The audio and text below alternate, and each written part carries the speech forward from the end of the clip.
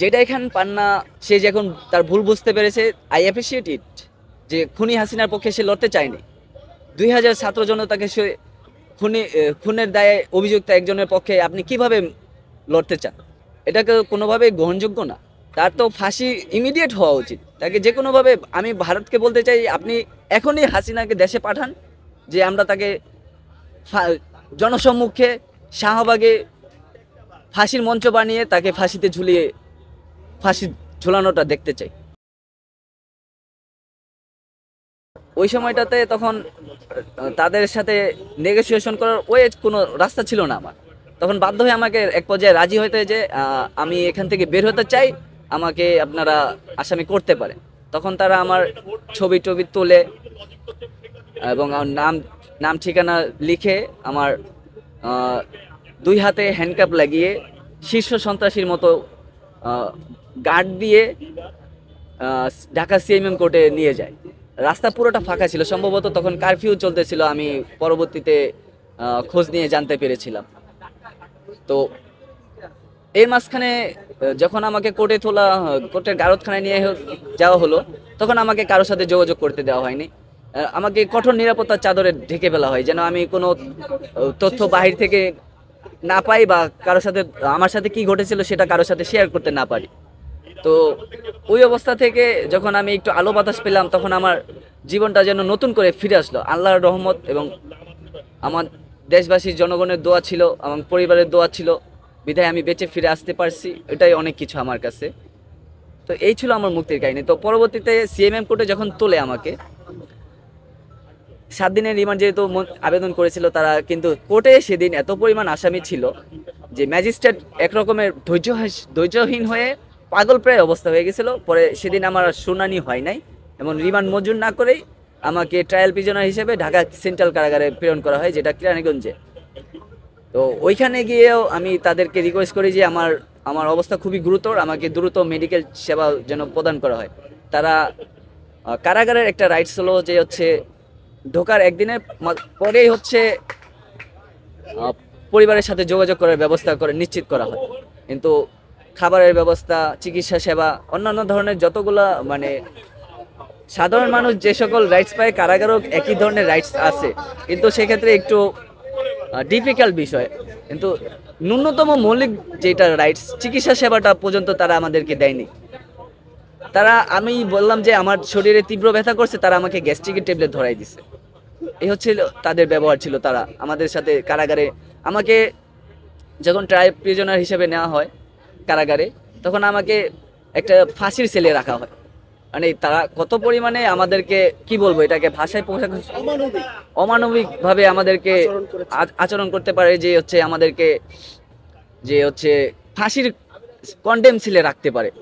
আমরা তো একজন সাধারণ শিক্ষার্থী ছিলাম, আমরা তো দেশের একটা সংস্কার চেয়েছিলাম, যে অন্যায় দুর্নীতি, যে যে সকল বৈষম্য ছিল সেগুলো নিরসন হোক।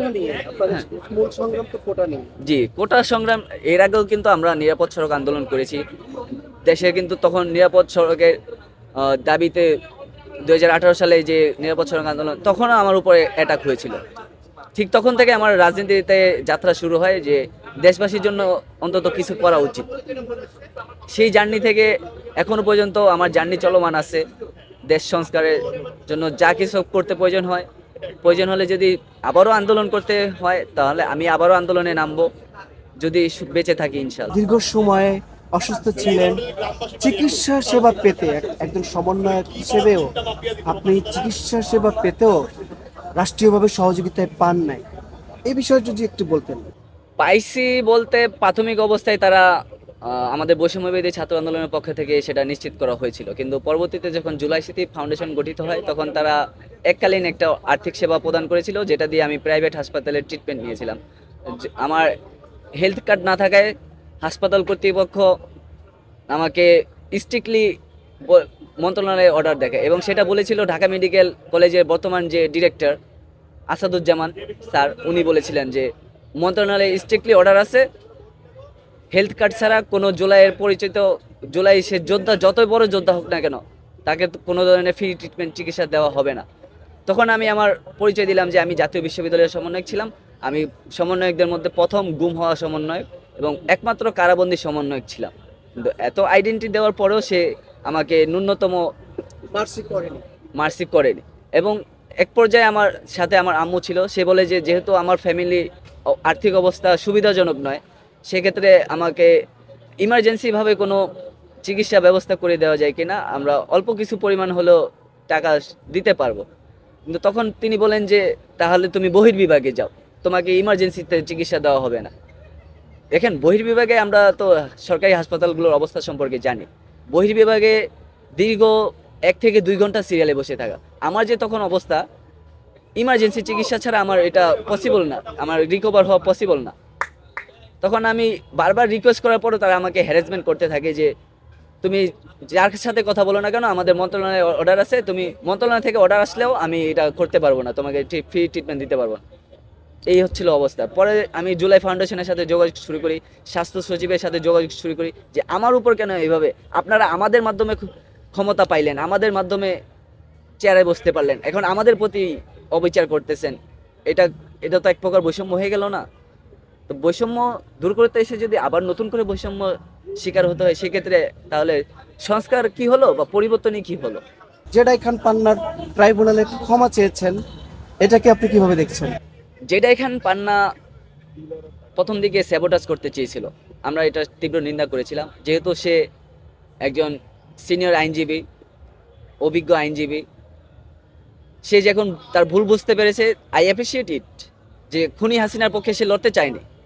2000 ছাত্র জনতাকে সে খুনের দায়ে অভিযুক্ত একজনের পক্ষে আপনি কিভাবে লড়তে চান? এটাকে কোনোভাবে গ্রহণযোগ্য না। তার তো ফাঁসি ইমিডিয়েট হওয়া উচিত, তাকে যে কোনোভাবে। আমি ভারতকে বলতে চাই, আপনি এখনই হাসিনাকে দেশে পাঠান, যে আমরা তাকে জনসম্মুখে শাহবাগে ফাঁসির মঞ্চ বানিয়ে তাকে ফাঁসিতে ঝুলিয়ে ফাঁসি ঝুলানোটা দেখতে চাই। বিএনপির আর এক নেতা, সবাই ওনাকে নিয়ে অনেক ট্রল করে, ফজলুকে বিএনপি থেকে কেন বহিষ্কার করছে না, আপনার কাছে কি মনে হয়? এর আগে যখন বিএনপি ফজলুর রহমান এই ধরনের মন্তব্য করেছিল, জুলাই যোদ্ধাদেরকে রাজাকার বলেছিল বা কালো শক্তি বলেছিল, তখন কিন্তু আমরা একটা জুতা নিক্ষেপ কর্মসূচি দিয়েছিলাম বৈষম্য বিরোধী ছাত্র আন্দোলনের পক্ষ থেকে। তো এই ধরনের কর্মসূচির পরে কিন্তু বিএনপি তাকে সাময়িক অব্যাহতি দিয়েছিল। আমরা বুঝতে পারতেছি না যে তার কাছে কি এমন ক্ষমতা রয়েছে যে জনাব তারেক রহমান দেশে ফিরতে পারতেছে না এবং তাকে স্থায়ীভাবে বহিষ্কার করতে পারতেছেন না। জনগণের পাশ তো তাকে বুঝতে হবে। জনগণ তো চায় যে এমন ধরনের মানুষ রাজনীতিতে আসুক যারা জনগণের জন্য কাজ করবে। কিন্তু ফজলুর রহমানের বক্তব্য শুনলে বোঝা যায় সে এখনো আওয়ামী লীগের এজেন্ট হয়ে দালালি করে যাচ্ছে। এটা তো কোনোভাবে কাম্য নয়। সে কি তাহলে 2000 মানুষজন যে শহীদ, ছাত্র জনতা যে শহীদ হয়েছে, সে ফজলুর রহমান কি একই দায়ে অভিযুক্ত হবে কিনা, আমার এটা প্রশ্ন থাকলো বিএনপির কাছে। আমি চাই যদি ফজলুর রহমান পুনরায় যদি আওয়ামী লীগ নিয়ে আওয়ামী লীগের পক্ষে কোনো বক্তব্য দেয়, সেক্ষেত্রে স্থায়ীভাবে তাকে বহিষ্কার করতে হবে এবং তার যথাযথ শাস্তি নিশ্চিত করতে হবে এবং তাকে 2000 খুনের দায়ে অভিযুক্ত করতে হবে, ট্রাইব্যুনালের মাধ্যমে বিচার নিশ্চিত করতে হবে। সমন্বয়ক হিসেবে কি নিজেদেরকে বা নিজেকে অথবা নিজেদেরকে ব্যর্থ মনে করেন? ব্যর্থ পুরোপুরি বলা যাবে না, কারণ আমরা চেয়েছিলাম একটা সংস্কার, আর সংস্কার যেহেতু একটা দীর্ঘমেয়াদী প্রক্রিয়া, কারণ আওয়ামী লীগ যেভাবে একটা কালচার তৈরি করে ফেলেছে, সেই কালচারটা ভাঙতে আমাদের সেই পরিমাণ সাপোর্ট নেই। আর যেহেতু এটা বিপ্লব হয় নাই, গণঅভ্যুত্থানের মতো একটা কিছু হয়েছে, যেহেতু বিপ্লব হলে আসলে যারা এই ধরনের ঘটনার সাথে জড়িত থাকে, বিভিন্ন ধরনের অপকর্মে, দুর্নীতি, লুটপাটের সাথে জড়িত থাকে, তো তাদেরকে একদম ঝেড়ে ফেলা যেত। যেহেতু বিপ্লবটা ঘটতে পারে না, সেহেতু সংস্কার প্রক্রিয়া একটু দীর্ঘমেয়াদী প্রক্রিয়া হবে। তো আশা করি যে নির্বাচিত সরকার আসলে আমরা সাকসেস হয়েছে না ব্যর্থ হয়েছে সেটা বোঝা যাবে। একটা নির্বাচিত সরকার আসলে আপনারা কি করতে চান বা কি করবেন, তাদের কাছে কি প্রত্যাশা আপনাদের? জুলাই সনদ যে ঘোষিত হয়েছে, জুলাই সনদ বাস্তবায়িত হোক, সেটাই আমাদের নির্বাচিত সরকারের কাছে দাবি থাকবে। এবং সর্বপ্রথম চাই যে দেশে যে বর্তমান বিদ্যমান সংবিধান রয়েছে সেটাকে ছুঁড়ে ফেলা হোক, যেটা বেগম খালেদা জিয়া নিজে একদিন ঘোষণা করেছিলেন যে আমি যদি পরবর্তীতে ক্ষমতায় আসি, সংবিধানকে এই সংবিধানকে ছুঁড়ে ফেলে দেব। আমিও সেটাই চাই। এই ধরনের একটা সংবিধান চলতে পারে না যেটা ভারত দ্বারা নির্মিত, আমরা তাহলে আমাদের সার্বভৌমত্ব রইল কোথায়? একটা দেশের মৌলিক আইনগুলো যদি একটা অন্য একটা দেশের সাপোর্টে চলতে হয়, সেক্ষেত্রে নিজেদের সার্বভৌমত্ব কতটুকু বজায় থাকে? আপনারা দেখতেছেন সীমান্তে বিজেপির সাথে নিয়মিত বিএসএফ ফাইট করতেছে। সীমান্তে ফেলানির মতো আজকেও ঘটনা ঘটেছে। ফেলানির মতো একজনকে মেরে কাঁটাতারে লাশ ঝুলিয়ে রাখা হয়েছিল। এটার পরিপ্রেক্ষিতে আমরা তীব্র আন্দোলন করেছিলাম, কিন্তু শেখ হাসিনা সাধারণ জনগণের সাথে একাত্মতা পোষণ না করে সাধারণ জনতার উপরে হামলা করেছিল শেখ হাসিনা সরকার। এটা তো কাম্য নয়। আমরা তো তাদের কাছে সার্বভৌমত্ব বিক্রি করে দিই। তারা হয়তো আমাদের স্বাধীনতা যুদ্ধে সহায়তা করেছে, তাই বলে তো তারা আমাদের কাছ থেকে দেশ কিনে নেয়নি। এটা তো হতে পারে না। আমি চাই যে এই সংবিধান পরিবর্তন করা হোক, নির্বাচিত সরকার আসলে, এবং জুলাই সনদের পত্রে যতগুলো মৌলিক দাবি উঠে প্রস্তাবনা এসেছে সবগুলো যেন বাস্তবায়িত করতে বাধ্য থাকতে হয়। কোনো অপশন নেই তাদের কাছে, বাধ্য থাকবে এবং থাকতেই হবে।